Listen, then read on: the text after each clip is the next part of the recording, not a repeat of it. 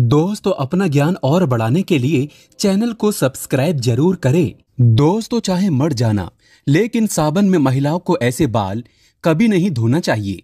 घोर पाप लगता है, घर परिवार बर्बाद हो जाता है। सावन के इस पवित्र महीने में भूल कर भी अपने केस यानी बाल ऐसे कभी मत धोना, बने बनाए काम सब बिगड़ जाते हैं। दोस्तों, अगर आप भगवान शिव से प्यार करते हैं तो कमेंट बॉक्स में सच्चे दिल से लिखें हर हर महादेव ओम नमः शिवाय और हमारे चैनल को सब्सक्राइब करके इस बेल आइकन को जरूर दबाइएगा। दोस्तों, सावन का महीना बहुत ही शुभ और खूबसूरत महीना होता है, प्यार का महीना होता है। सावन का हर एक दिन उतना ही पवित्र माना जाता है जितना कि गंगा जल। सावन में शिवजी की पूजा अर्चना करने से मनोकामना पूर्ण होती है। अच्छे वर की कामना करने वाले लोग सावन सोमवार व्रत अवश्य रखें।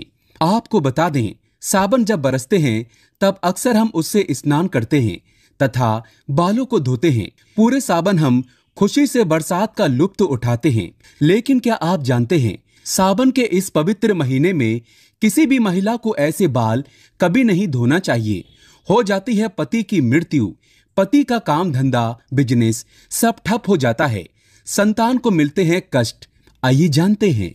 दोस्तों, आज का विषय है सुहागिन महिलाएं किस दिन बाल धोएं और किस दिन ना धोएं। सुहागिन महिलाएं गृह लक्ष्मी होती हैं। गृह लक्ष्मी यानी कि घर की सुख समृद्धि आप पर निर्भर है। ऐसे में सुहागिन महिलाओं को कब अपने बाल या फिर सिर धोना चाहिए और कब नहीं, ये तिथि और बार पर निर्भर है। दोस्तों, पहले बात करते हैं तिथि की। अमावस्या, एकादशी और पूर्णिमा के दिन बाल नहीं धोने चाहिए। बहुत ही घोर अनर्थ माना जाता है। ज्योतिष शास्त्र के अनुसार अगर देखा जाए तो अमावस्या, एकादशी और पूर्णिमा तिथि पर चंद्र या तो उच्च या फिर नीच स्थिति में होता है। ज्योतिष कहता है कि चंद्रमा मस्तक को प्रभावित करता है। दोस्तों, दूसरा, हमारे हिंदू पंचांग में तिथि के अनुसार ही व्रत और त्योहार मनाए जाते हैं। ये शुभ दिन है, इनके एक दिन पहले बाल धोने चाहिए, ना कि उस दिन पर। दोस्तों, अब चलिए जानते हैं बारों के बारे में। किन बारों में बाल नहीं धोने चाहिए, किन बारों में बाल धो सकते हैं। यहाँ भी आप एक बात का ध्यान रखें कि आप किसी भी बार का व्रत रखते हैं तो उस व्रत वाले दिन पर उस बार में आप बाल नहीं धोएंगे। एक दिन पहले ही बाल धोकर शुद्ध हो सकते हैं। दोस्तों, क्या रविवार को बाल धो सकते हैं? रविवार का व्रत रखते हैं या सूर्य देव की आराधना करते हैं तो रविवार को बाल ना धोएं। यदि आप व्रत भी रखते हैं और किसी अनिवार्य कार्य की वजह से आपको रविवार को ही बाल धोना है तो आपके लिए ये उपाय है। दोस्तों, आप गुड़हल के फूल ले लीजिए, उन्हें थोड़ा सा मसल कर उससे जो रस निकलता है उसे अपने बालों में लगा लीजिए। उसके बाद बाल धो सकते हैं। दोस्तों, सोमवार, क्या सोमवार के दिन बाल धो सकते हैं? आइए जानते हैं। सोमवार को बाल धो सकते हैं, लेकिन जो महिलाएं सोमवार का व्रत रखती हैं वे सोमवार को बाल भूल कर भी ना धोएं। लेकिन किसी अनिवार्य कारणों से सोमवार को व्रत रखते ही बाल धोना पड़े तो उसके लिए ये उपाय है। दोस्तों, पलाश के फूलों को अपने हाथों से मसलकर फिर उसे अपने बालों में लगाकर बाल धो लीजिए। इससे आपके ऊपर बनने वाली अशुभता शुभता में बदल जाएगी और आप बाल धो सकते हैं। इससे आपको शिव के क्रोध का सामना नहीं करना पड़ेगा। दोस्तों, मंगलवार को बाल नहीं धोने चाहिए। माना जाता है कि इस दिन बाल धोने से आर्थिक परेशानियों का सामना करना पड़ सकता है। साथ ही साथ विवाहित जीवन में भी बाधाएं आने लगती हैं। यदि किसी कारणवश मंगलवार को ही आपको बाल धोना पड़े तब ऐसे में लगने वाले दोष से बचने के लिए करें ये उपाय। आंवले का रस या फिर आंवले के चूर्ण का पेस्ट बनाकर आप उसे अपने बालों में लगा लें और फिर अपने बाल धो लीजिए। दोस्तों, बुधवार को महिलाएं बाल धो सकती हैं, लेकिन मान्यता है कि यदि किसी महिला के छोटे भाई हो तब ऐसे में वो बाल ना धोएं, क्योंकि बुधवार का अधिपति बुध ग्रह हमारे छोटे भाई बहनों के कारक है। इस दिन बाल धोने का दोष हमारे छोटे भाई को लगता है। इससे बचने के लिए एक उपाय है। आप वरुण देव यानी कि जल के देवता को या फिर बुधवार के स्वामी श्री गणेश जी को अपना बड़ा भाई बना लें। दोस्तों, कैसे करें आइए जानते हैं। किसी भी पूजा में जब कलश स्थापना होती है तब उसमें जल भरते हैं तो उस जल में वरुण देव का आह्वान करके प्रार्थना कीजिए कि हे वरुण देव, मैं आपको अपना बड़ा भाई मानती हूँ। कृपया आप मेरी और मेरे परिवार की रक्षा करें। दोस्तों, ऐसे ही हर पूजा में सर्वप्रथम श्री गणेश जी की पूजा होती है। तब भी आप उनसे प्रार्थना कर सकते हैं कि वे आपके बड़े भाई बन जाएं और आपकी रक्षा करें। फिर भी दोस्तों, किसी कारणवश बुधवार को यदि आपको बाल धोना पड़े तो इसके दोष से बचने के लिए करें ये उपाय। तुलसी के 5-6 पत्ते लें और उसे मसल कर अपने बालों में लगा लें, फिर बाल धो लीजिए। बड़े से बड़ा संकट अपने आप समाप्त हो जाता है।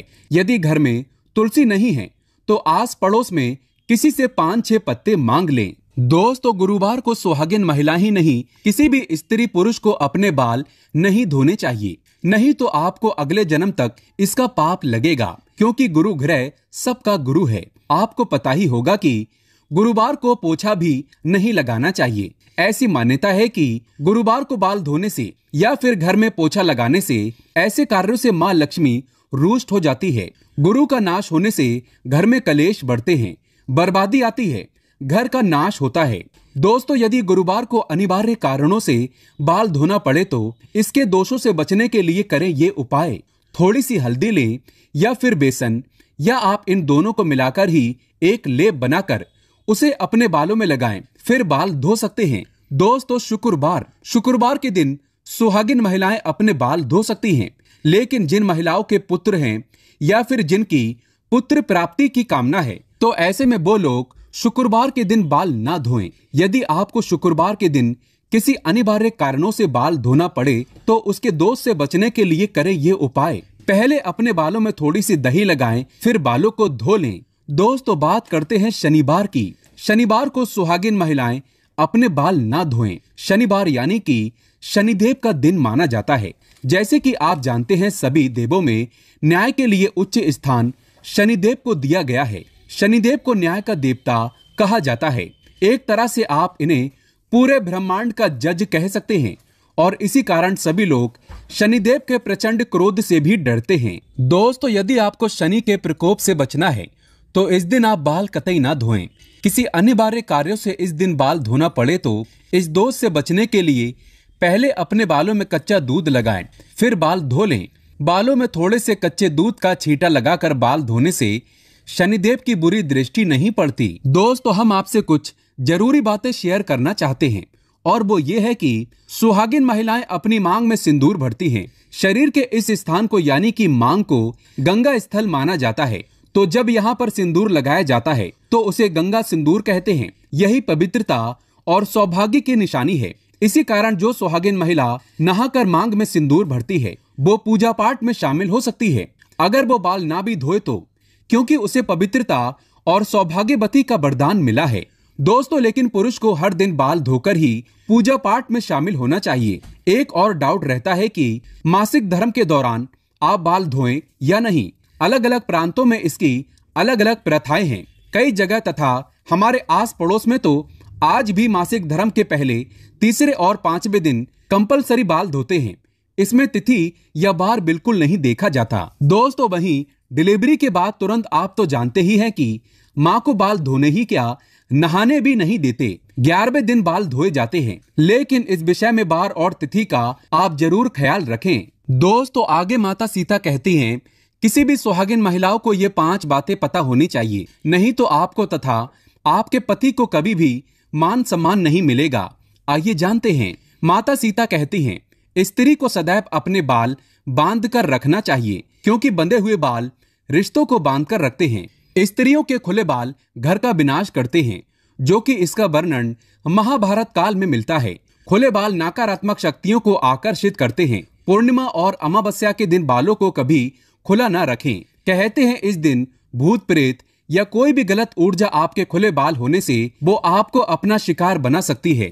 माता सीता ने दूसरी बात बताई थी, कभी भी सुहागिन महिला को पति के बगैर बाहर नहीं जाना चाहिए। इसे तत्काल बहुत ही घोर अनर्थ माना जाता है। माता सीता की तीसरी बात, किसी भी स्त्री को अपने घर की गुप्त बातें बाहर नहीं कहनी चाहिए। इससे उल्टा आपके घर का विनाश हो जाएगा। पड़ोसी के घर भी किसी भी सुहागिन महिलाओं को ज्यादा समय के लिए नहीं जाना चाहिए। ज्यादा तालमेल नहीं रखना चाहिए। माता सीता की चौथी बात, शादीशुदा महिलाओं को अपनी मांग सदैव भरनी चाहिए। जितनी लंबी आपकी मांग होगी उतनी ही आपके पति की उम्र बढ़ेगी। आपके पति को मान सम्मान मिलेगा। जो स्त्री अपनी मांग का सिंदूर छुपाती है या थोड़ा सा लगाती है, उसका पति भी समाज में छुप जाता है। ऐसी महिला का पति हमेशा हार का मुंह देखता है। माता सीता ने बताई थी 5वीं बात, सुहागिन महिलाओं को अपने पति की कोई भी निशानी कभी किसी को नहीं देना चाहिए। इससे पति की मृत्यु निकट भविष्य में हो जाती है। पति की कोई भी निशानी पत्नी को सदैव दिल से लगाकर रखना चाहिए। दोस्तों, अंत में माता सीता कहती हैं, स्त्री को सदैव अपने पति यानी कि परमेश्वर के पांव अवश्य दबाना चाहिए। पुरुष के घुटने से लेकर पिंडली तक का भाग शनि का होता है तथा स्त्री के कलाई से लेकर उंगली तक का भाग शुक्र का होता है। और जब भी शनि पर शुक्र का प्रभाव पड़ता है तो धन की प्राप्ति का योग्य बनता है। अतः स्त्री को प्रतिदिन अपने पति के पैर दबाने चाहिए। दोस्तों, इसीलिए हमेशा आपने देखा होगा कि लक्ष्मी जी भगवान विष्णु के पैर दबाती रहती हैं और इसी कारण वो धन की देवी हैं, क्योंकि ऐसा योग्य धन की वर्षा करता है। दोस्तों, अगर आप सच्चे दिल से माता लक्ष्मी को अपने घर पर बुलाना चाहते हैं तो कमेंट बॉक्स में लिखें, माता लक्ष्मी आपका स्वागत है हमारे घर में। माता रानी के लिए एक लाइक तो बनता है। धन्यवाद।